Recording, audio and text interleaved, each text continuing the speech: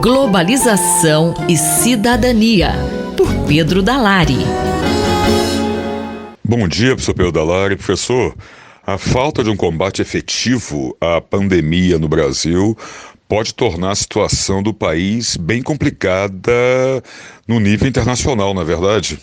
A ausência evidente de medidas efetivas de combate à pandemia da Covid-19 por parte do governo brasileiro pode levar o Brasil e o presidente Bolsonaro a virarem réus em tribunais internacionais. Com a ampliação do direito internacional a partir do início do século XX, passaram a ser criados tribunais internacionais para garantir a aplicação dessas normas pactuadas, acordadas entre os diferentes países do mundo. Hoje há várias dezenas de tribunais que se dedicam a julgar casos e a aplicar o direito internacional. Especificamente em relação às normas internacionais de proteção aos direitos humanos, há dois tipos de tribunais internacionais: o que julgam países por violação de compromissos assumidos na proteção aos direitos humanos e os que julgam indivíduos por crimes graves associados justamente à situação de violação de direitos humanos. A Corte Interamericana de Direitos Humanos é do primeiro tipo, julga países, está sediada na Costa Rica. O Brasil já sofreu várias denúncias neste ano por conta dos problemas na condução da crise da pandemia. Essas denúncias foram formuladas perante a Comissão Interamericana, que, se entender procedente, apresenta o caso perante a Corte, justamente o Tribunal. A mais recente dessas denúncias perante a Comissão Interamericana de Direitos Humanos é do último dia 15 deste mês. Diversas entidades da sociedade, entre as quais o Instituto Ethos e o Transparência Brasil, denunciam o governo federal por situações como o incentivo do descumprimento do isolamento social por parte de autoridades públicas, a subnotificação de casos e a propagação de desinformação. Já o Tribunal Penal Internacional, sediado em Haia, na Holanda, é do segundo tipo, que julga pessoas. E o denunciado neste caso é o presidente Jair Bolsonaro. Já há várias denúncias formuladas neste ano perante o chamado TPI, o Tribunal Penal Internacional, a mais recente do último dia 26. Foi formulada por entidades que representam profissionais da saúde que têm sido muito atingidos pela crise e que acusam Bolsonaro de crime por ter cometido falhas graves e mortes na condução da pandemia da Covid-19. Esses tribunais deverão, em primeiro lugar, decidir se há elementos para que os julgamentos ocorram. E caso decidam que sim, efetuar os julgamentos, então, do Brasil na Corte Interamericana e de Bolsonaro no Tribunal Penal Internacional. Mas há uma dificuldade para que esses julgamentos efetivamente ocorram. Que dificuldade é essa, professor? O problema está na aparente contradição entre a gravidade das denúncias apresentadas perante esses tribunais internacionais e a ausência de um processo de impeachment contra o presidente Bolsonaro no âmbito interno do Brasil. Efetivamente, apesar da gravidade, com o número de infectados se aproximando de 2,5 milhões de brasileiros e o número de mortos já perto da casa dos 100 mil, não há até agora um processo de impeachment contra Bolsonaro tramitando no Congresso Nacional, o que pode ser visto como ausência por parte da sociedade, por meio das suas forças e partidos políticos representativos, da compreensão da gravidade da situação. Esta contradição é percebida pela comunidade internacional e eu procurei analisá-la em entrevista que concedi na semana passada à Telejornal da Rádio e Televisão Portuguesa. Deixo na matéria publicada no jornal da USP, referente a esta coluna, o link para acesso a esta entrevista. Este foi o professor Pedro Dalari que falou com Marcelo Hollenberg para a Rádio USP. Globalização e Cidadania, por Pedro Dalari. Ética e Política, por Renato Janine Ribeiro. Professor Giannini, o Fundeb foi aprovado na Câmara e agora segue para o Senado. O senhor poderia fazer uma avaliação da proposta? A aprovação do Fundeb na Câmara, essa semana, seguindo para o Senado, onde provavelmente deve ser aprovado e talvez exatamente nos mesmos termos, para não haver atraso, foi uma grata surpresa, mas não surgiu do nada. Ela vem de uma mobilização intensa de educadores, institutos ligados à educação, parlamentares, e também se beneficia do fato de que o governo Bolsonaro simplesmente ignorou o assunto durante um ano e meio. Foi pressionado constantemente a tomar alguma medida, não fez nada. No último instante, nos 45 minutos do segundo tempo, mais ainda na prorrogação, ele tentou fugir com a bola, suspendendo o Fundeb pelo ano inteiro de 2021, o que levaria a uma calamidade, praticamente a destruição do ensino público em metade dos municípios brasileiros, pelo menos. Mas no fim teve que se curvar ao inevitável, e tanto assim que os próprios deputados bolsonaristas, o próprio líder do governo, que até minutos antes tentava impedir a votação, impedir a aprovação, acabaram votando a favor. Até porque este é um ano de eleições municipais, os deputados ou concorrem a prefeituras ou têm seus candidatos, e aquele que votasse contra seria um peso gigantesco, dificultando a eleição de seus preferidos ou a sua própria para a direção de algum município. Se vocês olham o mapa do Fundeb hoje, ele atende praticamente só estados do Norte e Nordeste. O novo Fundeb ampliará o atendimento de cerca de 1.500 para 2.700 municípios e atenderá municípios pobres de estados mais ricos, que existem. Então, é um grande avanço nesse sentido. É o que permite a complementação de salários para tornar a profissão mais atrativa. Eu sei que há críticos do Fundeb que dizem que dinheiro existe, mas é mal gasto. Desculpem, essa é uma inverdade. O Brasil gasta sim 6% do PIB na educação, mesmo que a Alemanha, mas o PIB alemão, eu não canso de repetir, é 5 vezes maior per capita do que o brasileiro. E se for em poder de compra, é pelo menos 3 vezes maior que o brasileiro. São dados de 2, 3 anos atrás, dão uma ordem de grandeza, apesar da queda da moeda brasileira, que hoje faz que esses 5 vezes devam ser 7, essas 3 vezes devam ser 5. Então, ganhou muito com a aprovação do Fundeb. Professor Giannini, e qual o papel dos partidos de oposição para que a proposta fosse aprovada? O papel dos partidos de oposição foi absolutamente decisivo para isso. Eles fincaram o pé, queriam o Fundeb, mas tiveram um apoio que também era grande junto a bancadas que não são de oposição, porque a oposição hoje, o que é?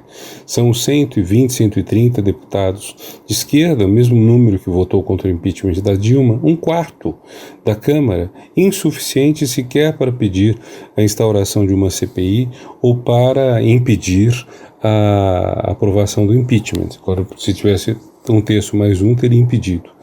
Então, os partidos de oposição funcionam quando eles negociam. E negociaram bem. E tiveram também um presidente da Câmara, que é um homem de direita, que é um homem que defendeu a reforma da Previdência, a reforma trabalhista, mas que recusa as pautas, vamos dizer, reacionárias em termos de costumes do atual governo, e também recusa a aversão que o atual governo mostra pela educação, o que se constata pelos ministros, pelos 2 primeiros ministros que ele indicou para a pasta, e que eram pessoas muito avessas à área e que não discutiram nenhuma das pautas relevantes. É de se esperar que a aprovação do Fundeb fortaleça os estados e municípios que nesse momento estão absolutamente órfãos de qualquer protagonismo federal.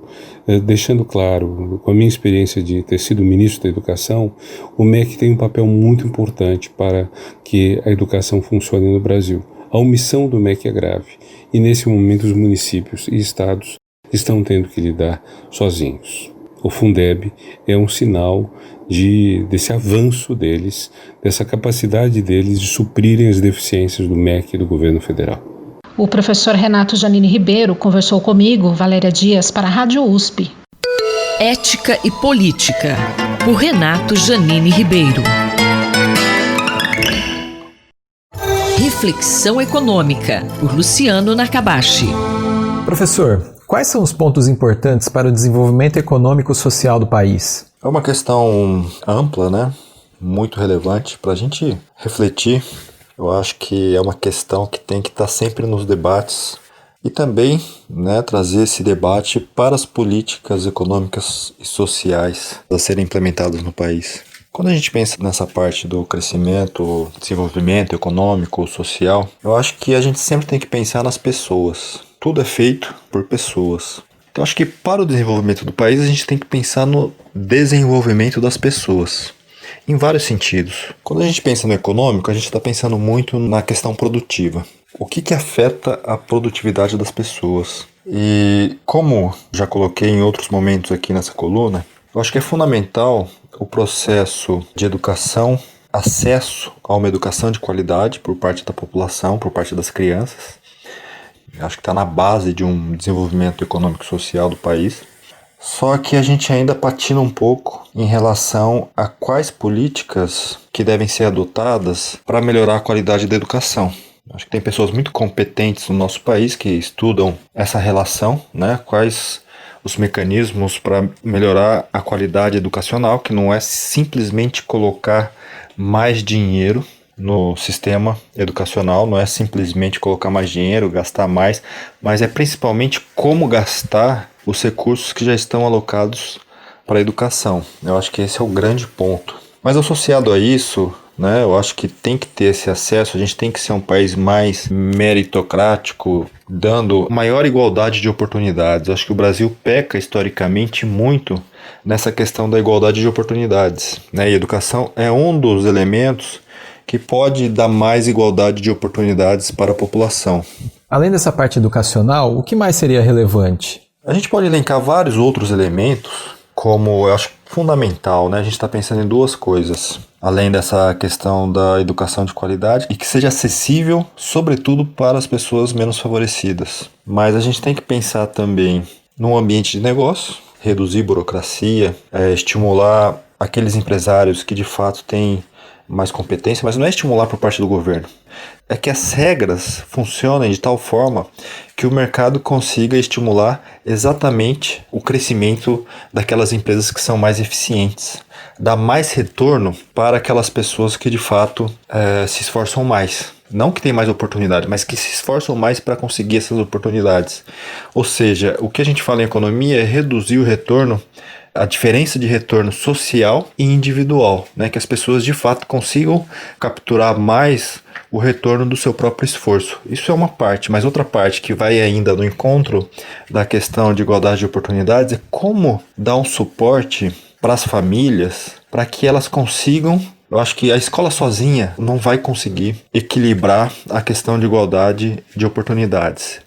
Porque uma boa parte da formação da criança, em vários sentidos, é dentro da família, principalmente até os 5, 6 anos de idade. A escola é um complemento. Então, enquanto o ambiente familiar for muito distinto, em termos de conflitos, né, dos pais acompanhando os filhos, dando suporte, dando carinho, dando amor, é claro que isso vai divergir de família para família, mas a gente consegue adotar políticas para reduzir essa dispersão que existe, que é muito grande, em termos de cuidado da criança dentro do ambiente familiar e também social, né, que aí envolve toda a vizinhança, aí vai envolver também a escola, entre outros, né, elementos. E, por fim, eu gostaria de apontar aqui a questão também cultural, que aí envolve a todos nós, né?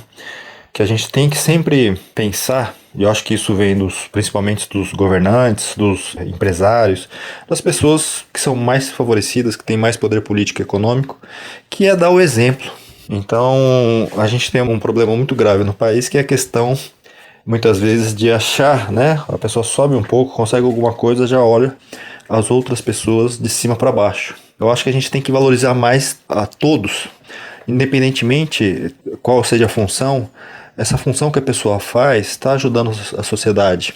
E a gente tem que valorizar muito o que cada um faz, valorizar o que é honesto, e não se a pessoa tem mais ou menos. O professor Luciano Nakabashi, da FEA-USP Ribeirão, conversou com Gabriel Soares para a Rádio USP. Reflexão Econômica, por Luciano Nakabashi. Fique de Olho, por Eduardo Rocha. Professor, nesta edição vamos falar um pouco sobre os bancos de olhos? O que são bancos de olhos? Olá. Bancos de praça, bancos de sangue, bancos como agências financeiras e bancos de olhos. Afinal, o que separa na estrutura e função esses vários tipos de banco? Na segunda metade do século XX, com o aprimoramento das técnicas de transplante de córnea, se tornou necessário que houvesse captação de doadores cadáver. Só uma pessoa que já nos deixou e que tinha uma razoável boa saúde ocular é capaz de, em vida, tendo manifestado isso aos familiares, deixar as suas córneas para que sejam transplantadas em outros indivíduos. A tarefa de identificação de doador nesse período delicado do luto da família, a retirada, a avaliação da saúde física e ocular para que não haja risco de passar doenças para o receptor da córnea, a preparação do tecido e a sua entrega no momento do ato cirúrgico é uma tarefa complexa. E dessa forma, a partir dos anos 60, 70, elas foram delegadas a instituições conhecidas como bancos de olhos. Inicialmente, no Brasil e no mundo, instituições filantrópicas, clubes de serviço, se organizaram para prestar esse serviço e dar apoio às instituições de saúde que então faziam os transplantes de córnea, o acompanhamento dos pacientes, a indicação prévia e o tratamento pós-operatório. No Brasil, a partir da institucionalização e organização do Sistema Único de Saúde, a missão, a tarefa de captar os tecidos e distribuir tanto para os serviços públicos como para os privados, passou a ser feita por bancos de olhos públicos, assim como funcionam também os bancos de sangue. E o que fazem os bancos de olhos? Os bancos de olhos possuem pessoal treinado para conversar com as famílias logo após o óbito e questionar se era vontade dessa pessoa que nos deixou de ter as suas córneas doadas para transplante. Esse período, entre a última batida do coração e a preparação das córneas, deve ser idealmente de até 6 horas. Mais tempo que isso faz com que o tecido perca a qualidade e as melhores chances de ser transplantado com sucesso. Assim, bancos de óleo possuem 24 horas por dia, todos os dias do ano, pessoal treinado para conversar com as famílias nesse momento delicado, fazer a retirada, preparação e notificação das equipes de transplante, que essas então contactam os pacientes que estão em fila única, convocam para o transplante e, havendo boas condições, realizada a cirurgia, esse indivíduo então passa por um período de recuperação da visão, que muitas vezes persiste por toda a sua vida. Esse então é o trabalho e essa é a estrutura dos bancos de olhos espalhados pelo Brasil, que fazem de maneira gratuita, baseada no sistema público de saúde, a abordagem, captação, preparação de córneas para que indivíduos, sejam eles do SUS, do sistema de saúde pública ou do sistema privado, possam, por ordem de chegada, receber córneas de qualidade quando as suas já não são mais capazes de entregar uma boa visão. Parabéns a essas equipes, sucesso futuro aos bancos de olhos no Brasil. Muito obrigado. Nós acabamos de ouvir o professor Eduardo Rocha, da Faculdade de Medicina da USP em Ribeirão Preto. Rosimeire Talamone para a Rádio USP. Até a próxima edição. Fique de olho, por Eduardo Rocha. Ciência e cientistas, com Paulo Nussweig. Professor, a chamada cultura do cancelamento pode prejudicar a atividade científica? Caro Júlio, caras e caros ouvintes, o tema de hoje se presta a várias controvérsias. No início de julho, um grupo de 150 jornalistas, artistas, escritores e outros escreveu uma carta aberta publicada na Harper's Magazine sob o título Uma Carta sobre Justiça e Debate Aberto. Os autores reclamam de iliberalismo que, além de ideologias de extrema-direita, estaria contaminando aqueles que se opõem a injustiças históricas. Eles mencionam, sem dar detalhes, episódios em que editores de jornais seriam demitidos por publicarem artigos controversos, livros sendo retirados por alegada falta de autenticidade, jornalistas sendo impedidos de escrever sobre determinados tópicos, professores investigados por citarem palavras de literatura em aula, um pesquisador que teria sido demitido por dar publicidade a um estudo acadêmico revisado por pares. Entre os signatários da carta estão personalidades como J.K. Rowling, Salman Rushdie, Margaret Atwood e Noam Chomsky. Noções de justiça impõem limites ao debate aberto? O debate aberto não é condição importante para alimentar nossas noções de justiça? Os autores da carta criticam o que se tornou conhecido como cultura de cancelamento, em que pessoas são definidas por opiniões ou trabalhos que realizam e se busca levá-las ao ostracismo. No seu início, a carta menciona o contexto de protestos poderosos por justiça racial e social na sociedade, inclusive na educação superior, no jornalismo, filantropia e artes, mas consideram parte da reação exagerada, com a imposição de uma conformidade ideológica. A Carta dos 150 suscitou diversas reações e críticas, dentre as quais a menção às posições privilegiadas de vários signatários, que são brancos, ricos, gozam de grande conforto e não sofrem qualquer ameaça de terem suas vozes suprimidas.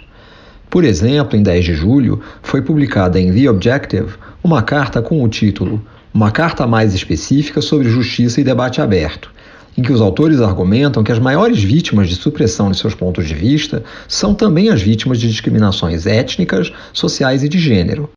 Eles também apontam transgressões de vários dos signatários da carta original, que estariam buscando refúgio para continuar a disseminar suas opiniões discriminatórias. Essa discussão também está presente nas ciências? Considero o tópico muito relevante para a comunidade acadêmica. Em ciência, prezamos a possibilidade de podermos levantar toda e qualquer hipótese e investigar sua validade diante de evidências. Só fazemos ressalva a pesquisas que envolvem seres vivos, especialmente seres humanos. Essas devem ser aprovadas por comitês de ética específicos para garantir que não causarão mal. Há alguns riscos que decorrem de um policiamento excessivo das opiniões, que pode levar à censura ou autocensura de pesquisadores que evitariam certos tópicos por receio das reações. No artigo da Harper's, os autores escrevem que a maneira de derrotar más ideias é por sua exposição, através de argumentos e persuasão, e não por tentar silenciá-las. Em ciência, considero isso crucial. Em artigo recente de Revisão e Opinião, um químico canadense argumentou que práticas de contratação de pesquisadores com base em ações afirmativas estariam levando à discriminação contra candidatos mais meritórios. Boa parte do corpo editorial da Revista da Sociedade Alemã de Química renunciou por desgosto com a publicação do artigo, que acabou sendo retirado. O processo editorial não deveria ter permitido essa opinião sem a apresentação de dados num artigo de revisão, mas seria melhor refutá-la com as evidências abundantes sobre os seus equívocos. Defendo a liberdade acadêmica e considero que devemos ter especial atenção para exageros de importantes políticas contra a discriminação, e, em especial, patrulhamentos de tópicos e linguagem. Chamo a atenção, no entanto, que atos de poder de castas dominantes estão presentes em todas as áreas, inclusive as chamadas ciências duras. Exemplifico com as discussões sobre emaranhamento, antes de compreendermos melhor sua importância na física quântica. Robert Oppenheimer teria dito sobre os trabalhos de David Bohm: se não conseguimos provar que Bohm está errado, devemos concordar em ignorá-lo. Paulo Nussensweig falou comigo, Júlio Bernardes, para a Rádio USP. Ciência e cientistas, com Paulo Nussensweig.